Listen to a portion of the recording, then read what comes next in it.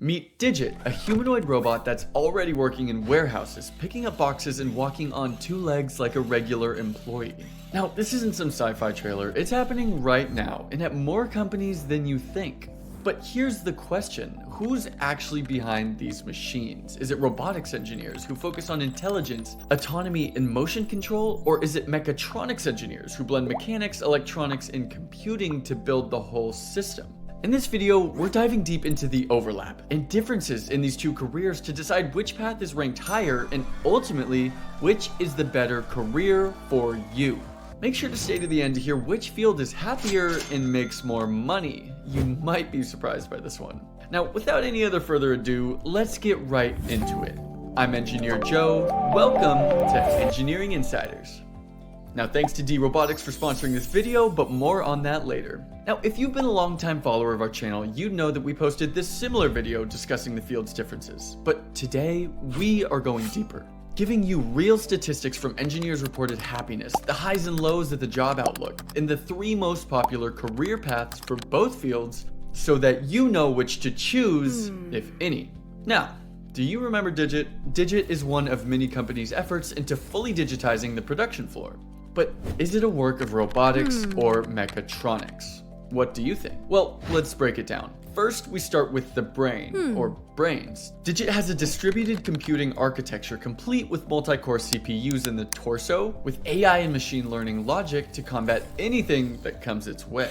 Next, we have the motor controllers, the mini brains, FPGAs or microcontrollers dedicated to the motors behind each joint, handling the servo loops for brushless DC motors and torque sensors. But my favorite part is the sensing, how the robot sees and interprets the world. First, it has an inertial measurement unit to help determine acceleration and angular velocity. It also has LiDAR scanners, much like autonomous vehicles, to emit rapid laser pulses to build a 3D printout of the world. Finally, there's joint encoders and torque sensors to gather exact angles of every joint with precise torque and force measurements. Now, to get back to our question, since this is a robot, this seems more of a classic robotics project rather than a mechatronics one, but mechatronics blends control systems with computers and mechanics and electrical systems. So that's basically everything we just listed. So what's the difference? Who owns this? Well, in a nutshell, robotics engineers are more likely to develop the computer vision, signal processing, and machine learning algorithms, whereas the mechatronics engineers are more likely to develop the joints, structures, thermal management, and actuation systems of the robots.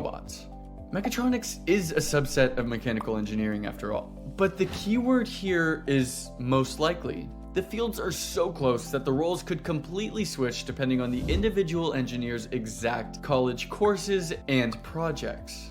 Now, if we could pause for a second, this video is about mechatronics and robotics, and even though we're about to give you all the juicy stats that you could possibly want to choose one of them, it's really hard to make a decision without getting hands-on experience in both, which is exactly why I'm excited to be partnering with D-Robotics. D-Robotics makes dev boards designed to help engineers, especially the robotics and mechatronics enthusiasts, break into the world of hardware and robotics. Their boards are plug and play, won't break the bank, and are built for real-world embedded development. The RDK X5, boasting 10 TOPS of computing power, streamlines and expedites the deployment of state-of-the-art AI applications. Moreover, the RDK model Zoo provides machine learning models and guides users on adapting other models for smooth computation on RDK boards. The ROS2 packages provided by D-Robotics are fully compatible with these boards, enabling users to effortlessly perform real-time object detection and image segmentation using You Only Look Once models. Now, if you don't know what any of that means, don't worry. Basically, all you have to know is that this package has been specifically designed for you to learn robotics and mechatronics. And you can get one for free. That's right, you could score this dev board and vision module prime to start learning robotics today.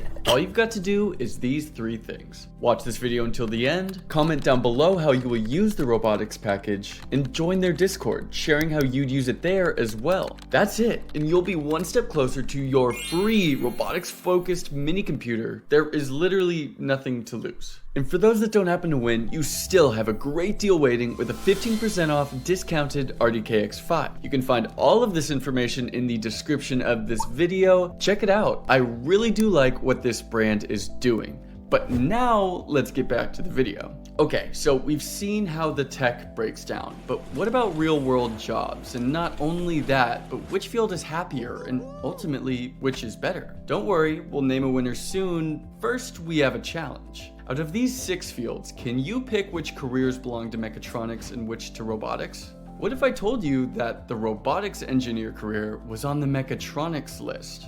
Does that change your guess at all?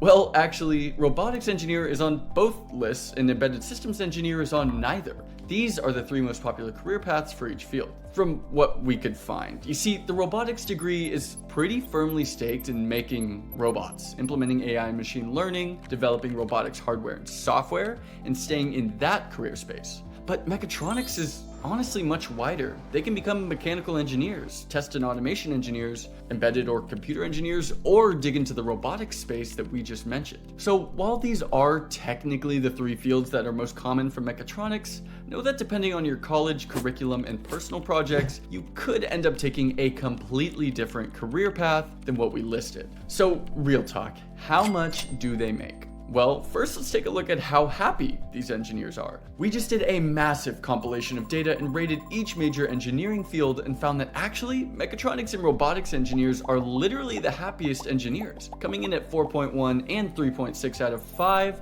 They are tied with or above every other engineering field, including my own electrical engineering. And finally, before we tell you which field is objectively better, here are the salaries for each of these fields. Not super surprised that software is so high, and remember that this varies a lot depending on where you work. But also remember that your happiness is more important than your salary. So the final question, which field is better? Well, you and I both know that whichever field fits you better is the better field for you.